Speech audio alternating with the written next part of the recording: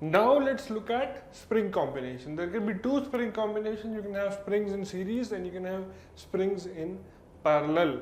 So let's start with springs in series, and the basic formula that will be used in both the combinations is load is equal to Kx, where K is the spring constant and X is the spring deflection. So if you look at the series combination, this is spring 1 and this is spring 2. Okay, so the stiffness values are K1 and K2 and the load applied to both the springs is W. So in series, remember this, the load taken up by both the springs is same. Okay, so because your stiffness values are different, your deflections would also be different. So let us say the total deflection is X over here. So total deflection is equal to the sum of individual deflections. Okay, so what is X over here? X is W by K equivalent is equal to W by K1 plus W by K2. So this will give you 1 by K equivalent is equal to 1 by K1 plus 1 by K2.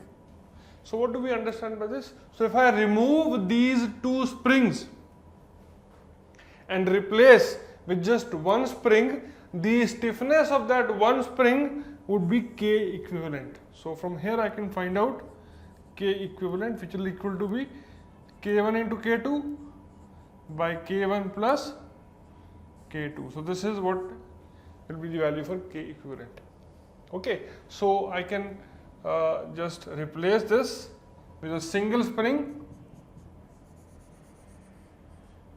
with the stiffness of K equivalent and the deflection would be X. That is what happens in series. So remember this formula for series. Now we come to parallel combination. In parallel combination, what happens is both the springs will have the same deflection because they'll move up and down equally. Okay, so because the deflection, because the stiffnesses are different, the load taken up by both the springs would be different. So this means, let us say spring 1, it takes up load W1 and this spring takes up load W2.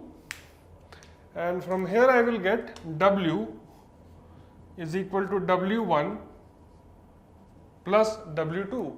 So we'll get K equivalent into X is equal to K1X plus K2X. So I can just strike off X from here and I will get K equivalent is equal to K1 plus K2. So it's a simple algebraic sum of the stiffnesses of the two springs. So if I have to replace these two springs and just put one spring over here, that will be K equivalent, which is equal to K1 plus K2, and the deflection would be X in this case. And in this case it will be K1 K2 by K1 plus K2. Okay, so I hope you understood this spring combinations topic. Now let's move on to the next video and look at a simple question on the application of spring combinations.